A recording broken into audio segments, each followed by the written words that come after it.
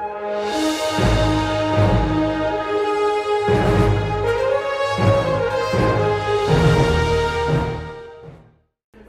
right, welcome back to this Expedition STEM. We're here at the National Day of Civic Hacking in Charlotte with Code for Charlotte, and I'm here with one of the organizers of that event and the group, and this is Jill. Hi. And Jill, so we have some questions for you. One is, this is a question that I had to search for myself before I came here today. I just saw hackathon, so I wanted to come, but it's called the National Day of Civic Hacking. What is civic hacking? So civic hacking is a very broad idea. So if you ask 10 different people, you're going to get 10 different answers. But the basic idea is that you're taking a small amount of resources, a larger amount of effort and manpower, and changing something. Okay. And so what are some of the things that we're trying to change today? So today we're talking about, we're doing projects and stuff today. So we're talking about making CMPD, which is our police force, more efficient. We're working on spreading the word about a great project that we did called Balance that makes it infinitely easier to get the balance of your T card. There is multiple different projects going on today, but the main really thing is getting everybody civically engaged, showing them that there are different avenues to be engaged, that it's not just developers, that this community requires everybody's voice. Cool. And so, yeah, the one thing that I didn't kind of realize is that this is the National Day, so it's all over the states. I didn't even have any idea that communities were interested in making local government easier to work with. That's awesome. Yeah, there's about 40-something events going on over this weekend, last night, today, and tomorrow, in different cities. It is the one weekend a year that we pick that we all try to do something, And it's run by Code for America? So Code for America is what we lovingly refer to as the mothership. Okay. They are the national organization that helped build the awareness of that we can get our hands dirty and work and make this thing, better, and make a more efficient government by people. And they have a great slogan, by the people, for the people, and it's really very evident. But so they're a big mothership, and they've also kind of created the network, and they've given us channels so that we can talk to each other. Okay. So when I have a question or I'm struggling with something that I think Philadelphia may have already addressed, or Boston's already addressed, or San Francisco, I can jump on on my computer and send them a message real fast and get a responsive and try to help share in our knowledge and our experience together. That's awesome. Neat. And so I think we might have already touched on this a little bit, but why is this specific event important?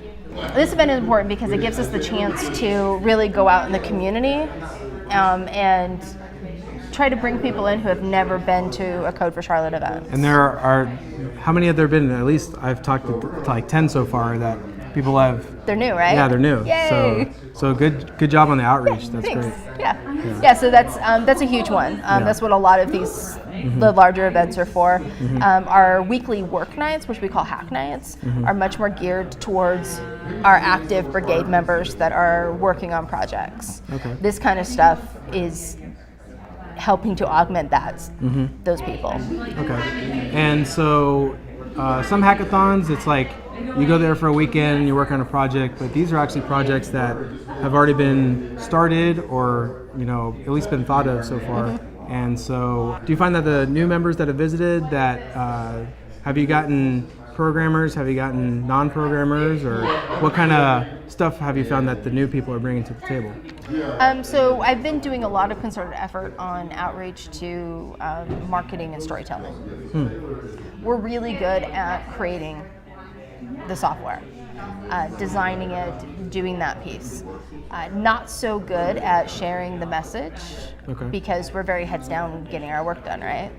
Which is what most people are doing. But in order to really make that worthwhile, we need to be able to tell people that it's there. So we've been doing a lot of really architected outreach to that community. Okay.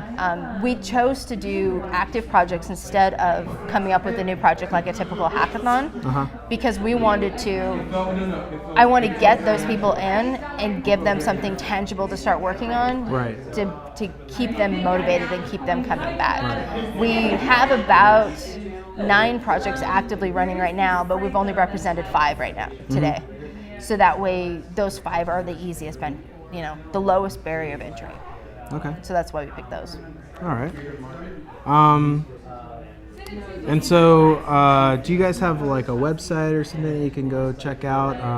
How would people in Charlotte get to know about Code for Charlotte? Okay, so we got 2 different options for you. You can go to codeforcharlotte.org, or find us on Meetup under Code for Charlotte. If you search for either one, we should be right up there at the top.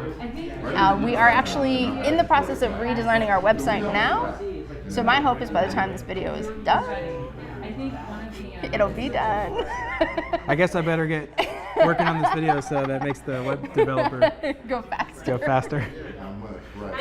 My guess is that they might happen at the same time. Yeah.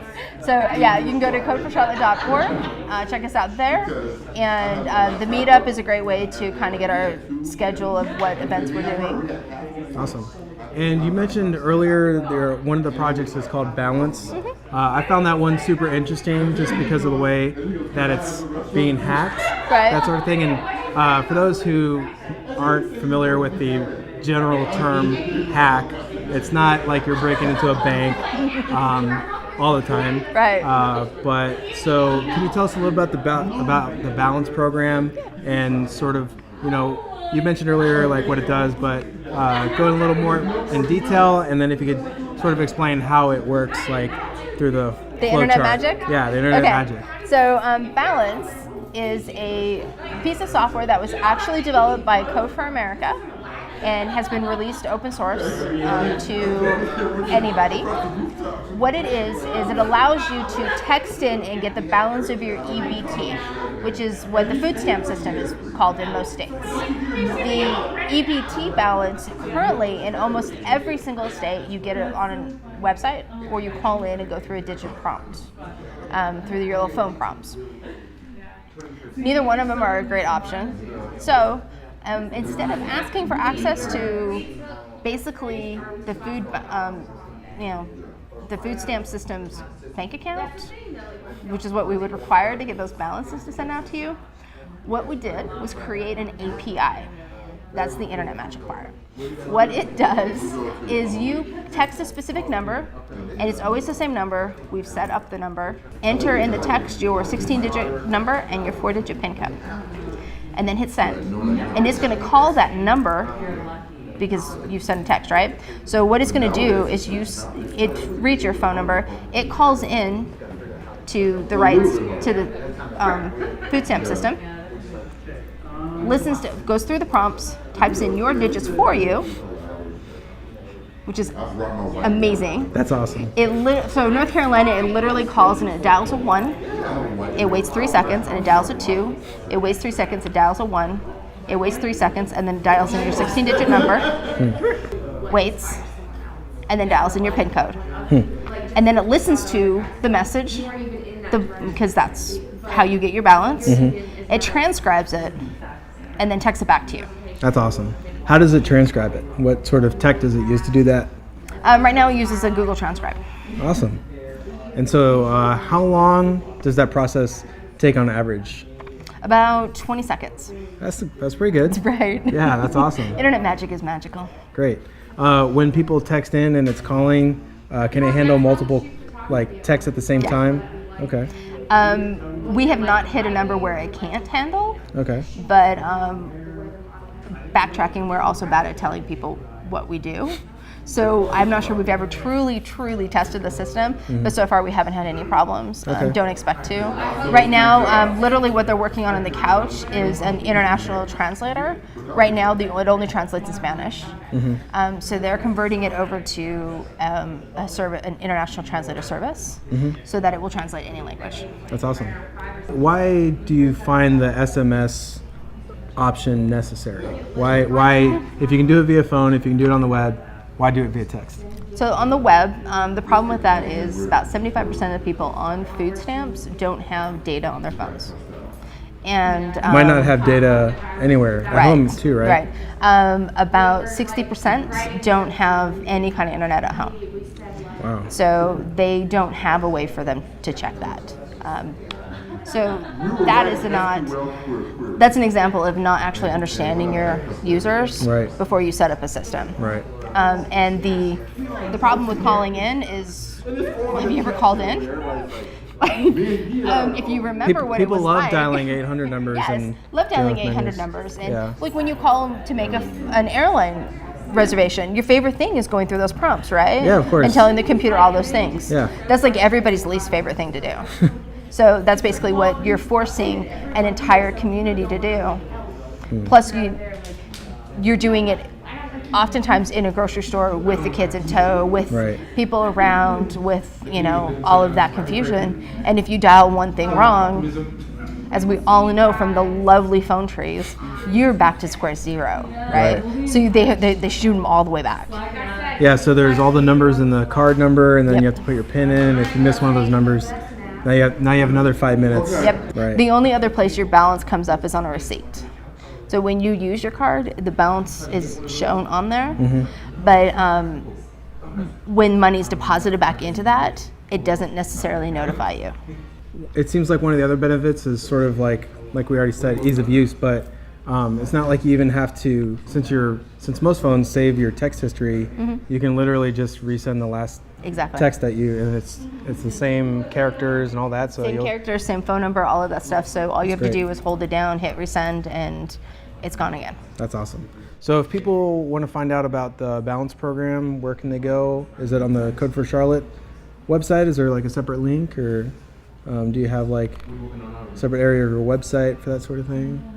So there is a separate area on the website that's called projects, and assuming the website is done by the time you edit this. I'm going to work on it tonight. Oh, jeez. No day off for me. It is on there right now, but it's not super descriptive. And since there's been new activity on this weekend, I'd like to add some more information on it.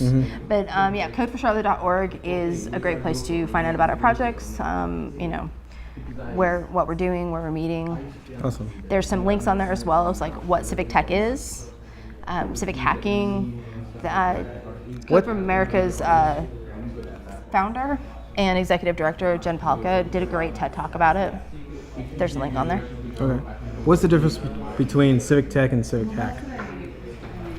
So civic hack is a broader term that involves both the community organizing of civic engagement as well. I think that the word hack I often think it's overused, but it's the basic idea of it is that it improves more of the community. Right?